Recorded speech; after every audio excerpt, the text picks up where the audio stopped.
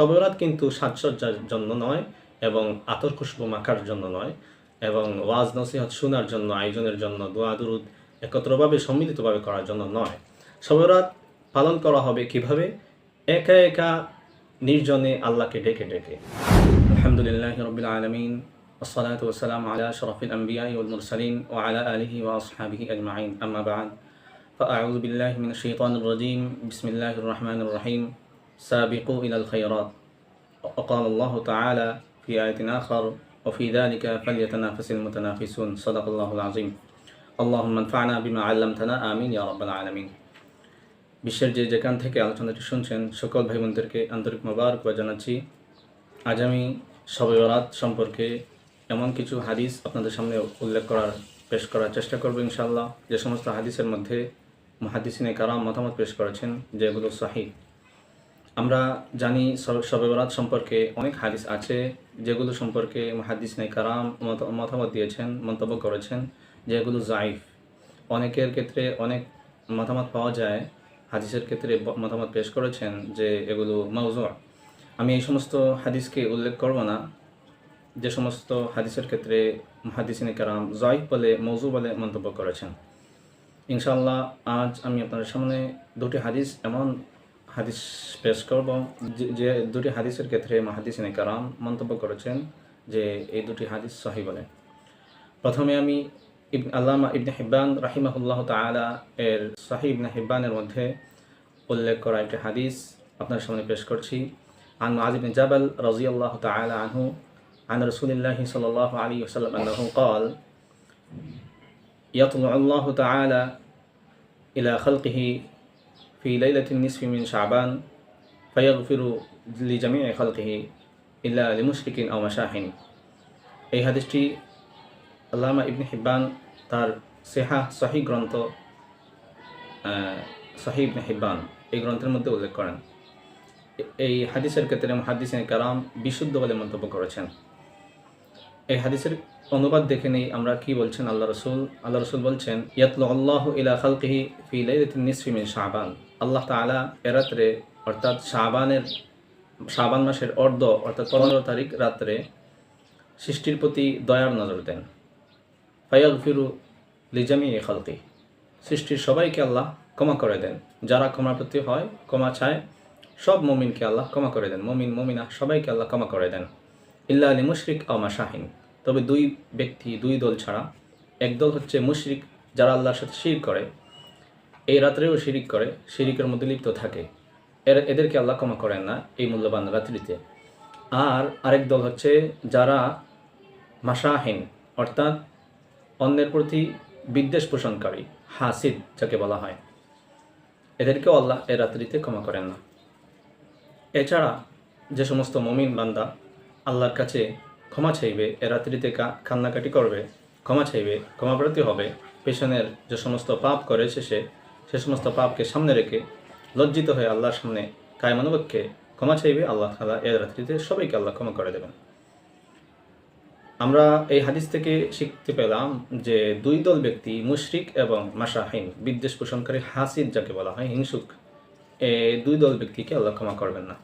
তবে হ্যাঁ, এই মুশরিক এবং হাসিদ, হিংসুক যদি এ রাত্রিতে তাওবা করে নেয়, এমন ইখলাস ও লিল্লাহিয়তের সাথে মন থেকে তাওবা করে এবং সে কায়মানুবাক্যে আল্লাহর কাছে এ বলে ফরিয়াদ করে যে আল্লাহ, পেছনে মুশরিক শিরক করেছি আমি অনেক হিংসা করেছি, আর করব না বলে জোরভাবে আল্লাহর কাছে তাওবা করে, আল্লাহ তাআলা এই মুশরিক এবং এই হাসিদ মাশাহিনকে আল্লাহ ক্ষমা করে দেবেন এ রাত্রিতে।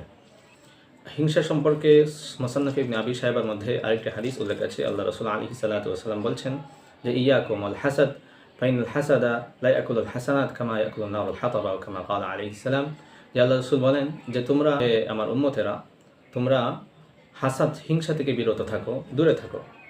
কারণ হিংসা এমন একটি বিষাক্ত জিনিস যে হিংসা মানুষের সব হাসানাতকে, নেক কাজকে, নেক আমালকে খেয়ে ফেলে, ধ্বংস করে দেয়। লা ইয়াকুলুল হাসানাত কামা ইয়াকুলুন নারুল হাতাবা, যেভাবে আগুন শুকনো কাঠকে পেলে ধ্বংস করে দেয়, একবারে জ্বালিয়ে বর্ষ করে দেয়, এমনইভাবে হিংসুকের আমলসমূহ এই হিংসা সব নষ্ট করে দেয়। এ কারণে আমরা হিংসা থেকে বিরত থাকবো ইনশাআল্লাহ। আরেকটি হাদিস বাইহাকির মধ্যে আছে, আল্লামা বাইহাকি রাহিমাহুল্লাহ তার সুনান বাইহাকির মধ্যে একটি হাদিস উল্লেখ করেন। আল্লাহ রসুল আলাইহিস সালাতু ওয়াসসালাম এই শবে বরাত অর্থাৎ শাবানের 15 তারিখ রাত্রিকে সম্বোধন করে উল্লেখ করে সামনে রেখে আল্লাহ রসুল বলছেন যে হাযিহি লাইলাতুন নিসফি মিন শাবান ইন্নাল্লাহা আযজা ওয়া জাল ইয়াতলুউ আলা ইবাদিহি ফি লাইলাতিন নিসফি মিন শাবান ফায়াগফিরু লিল মুস্তাগফিরিন ওয়া ইয়ারহামু লিল মুস্তারহিমিন ওয়া ইউআখিরু আহলাল হাqqি কামা হুম। আল্লাহ রসুল আলাইহিস সালাম এই হাদিসের মধ্যে বলছেন যে আল্লাহ তাআলা এ রাত্রিতে বনি আদমের প্রতি দয়ার নজর করেন, দয়ার দৃষ্টি দেন, এবং যে বনি আদম, যে মানুষ, যে মুমিন মুমিনা আল্লাহর কাছে ক্ষমা চাইবে, ইয়াগফিরু লিল মুস্তাগফিরিন, ক্ষমা প্রার্থীদেরকে আল্লাহ ক্ষমা করে দেবেন এ রাত্রিতে। আর যে বান্দা, যে মুমিন মুমিনা আল্লাহর কাছে রহম চাইবে, দয়া চাইবে, রহম করার জন্য আল্লাহর কাছে ফরিয়াদ করবে, দয়া করার জন্য ফরিয়াদ করবে, ওয়া ইয়ারহামু লিল মুস্তারহিমিন, যে দয়া প্রার্থী তাকে আল্লাহ তাআলা দয়া করবেন, তাকে ক্ষমা করে দেবেন। তাহলে বিশেষ করে আমরা এই দুটি হাদিস পেলাম, যে দুটি হাদিসের ক্ষেত্রে মুহাদ্দিসিনে কেরাম সহিহ বিশুদ্ধ বলে মন্তব্য করেছেন। আরও অনেক হাদিস আছে যেগুলো জয়ীফ বলে মন্তব্য করেন মুহাদ্দিসিনেরা। তবে একটি কথা বলি আপনাদেরকে, জয়ীফ যে সমস্ত হাদিস আছে এ সমস্ত হাদিস আমালের ক্ষেত্রে, ফাজাইলের ক্ষেত্রে গ্রহণযোগ্য পেয়ে যায় এবং তাদেরকে এই সমস্ত হাদিসকে গ্রহণ করা যায়, গ্রহণ করতে কোনো অসুবিধা নেই। জয়ীফ হাদিস সমূহকে সনদের মধ্যে জয়ফ থাকার কারণে, দুর্বলতা থাকার কারণে আমরা এটাকে একেবারে ফেলে দিতে পারি না, কারণ ফাজাইলের ক্ষেত্রে মুহাদ্দিসিনে কেরাম বলেছেন যে জয়ীফ হাদিসের উপরও আমল করা যেতে পারে। তাছাড়া এই রাত্রিতে আমরা অনেক বেদাত রুসুমাত পালন করি, যে সমস্ত বেদাত রুসুমাতকে আমাদেরকে অবশ্যই পরিত্যাগ করতে হবে। এই সমস্ত বেদাত রুসুমাত কি আমি কয়েকটি উল্লেখ করছি। বিশেষ করে এ রাত্রিতে আমরা দেখতে পাই যে আগরবাতি জ্বালানো হয় এবং ফুলঝুরি, এমনইভাবে অনেক বাতি জ্বালানো হয়, সাজসজ্জা গ্রহণ করা হয়, খাবারের আয়োজন করা হয়, এমনইভাবে মাজমা তৈরি করা হয়, ওয়াজ মাহফিলের আয়োজন করা হয়, দোয়া দুরুদের জন্য সবাই সম্মিলিতভাবে একত্রিত হয়ে দুরুদ ইস্তেগফার পাঠ করে, মাইকের এলান করা হয়, মাইকের মধ্যে ওয়াজ করা হয়। এগুলো কিন্তু এই হাদিসের মধ্যে আরও আছে। আগের যুগে লোকেরা এভাবে মনে করত যে আল্লাহ রসুল আলাইহিস সালাতু ওয়াসসালামের হাদিস নাকি এমন আছে যে সালাতে আলফিয়া, 1000 রাকাত তারা নামাজ পড়তো এ রাত্রিতে, বিশেষ করে মসজিদের মধ্যে দলবদ্ধ হয়ে একসাথে জামাতবদ্ধভাবে 1000 রাকাত নামাজ পড়তো এবং প্রত্যেক রাকাতের মধ্যে 10 বার কুল হু আল্লাহ সূরা ইখলাস পাঠ করত। এটাকে তারা হাদিস বলে মনে করত। আসলে এই সমস্ত কিন্তু মানুষের বানানো রচনা, এগুলো কিন্তু হাদিস না, সহিহ বিশুদ্ধ সনদে এগুলো কোনো হাদিসের মধ্যে আমরা পাই না। এ কারণে এগুলোকে আমরা পরিত্যাগ করতে হবে। শবে বরাত কিন্তু সাজসজ্জার জন্য নয় এবং আতর খুশবু মাখার জন্য নয় এবং ওয়াজ নসিহত শোনার জন্য, আয়োজনের জন্য, দোয়া দুরুদ একত্রভাবে সম্মিলিতভাবে করার জন্য নয়। শবে বরাত পালন করা হবে কিভাবে? একা একা নির্জনে আল্লাহকে ডেকে ডেকে, একা একা। সম্মিলিতভাবে কোনো হাদিস দ্বারা এটা প্রমাণিত নয় যে আমরা সম্মিলিতভাবে দোয়া করব। রাসূল দোয়া করেছেন, সম্মিলিতভাবে মাহফিল করেছেন, দোয়া দুরুদ করেছেন, বিশেষভাবে নামাজ পড়েছেন। এ রাত্রিতে বিশেষ কোনো নামাজ নেই। অন্য অন্য যে রাত্র আছে, যেভাবে নামাজ পড়েন মুসলমানেরা, মুমিনেরা, এ রাত্রিতেও আরও বেশি করে নামাজ পড়বেন। দিনের বেলা রোজা রাখবেন আর রাত্রিবেলা নামাজ, দুরুদ, ইস্তেগফার এগুলো পাঠ করবেন, পড়বেন সম্মিলিতভাবে না। একটি আবারও পরিষ্কার করে বলছি, সম্মিলিতভাবে এবং মসজিদের মধ্যে সব একত্রিত হয়ে দোয়া, ইস্তেগফার বা নামাজ যেটাই হোক, এভাবে আয়োজন করা হাদিসের মধ্যে নেই।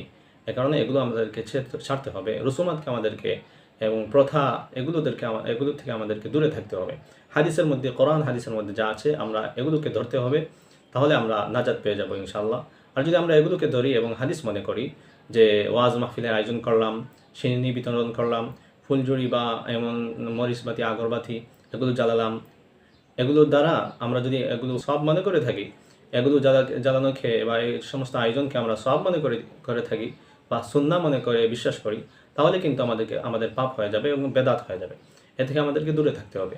আমরা বিশুদ্ধ সনদে যে সমস্ত আমাল পেয়ে থাকি, যে সমস্ত আমালকে আমরা ধরবো এবং বেদাত ও সুন্নাতকে আমরা ছেড়ে দেবো ইনশাআল্লাহ। আমরা বিশেষভাবে এই রাত্রিতে দোয়া, দুরুদ, ইস্তেগফার এবং তিলাওয়াতের মাধ্যমে উদযাপন করব একা একা, নির্জনে একা একা করার চেষ্টা করব। সবাই সম্মিলিতভাবে নয়, একা একা করার চেষ্টা করব। আল্লাহ তাআলা আমাদেরকে সহিহ সমঝ দান করুন এবং আমল করার রাত্রিতে বিশেষভাবে আমল করার তৌফিক দান করুন এবং দিনের বেলা আমাদেরকে সিয়াম সাধনা রোজা রাখার তৌফিক দান করুন।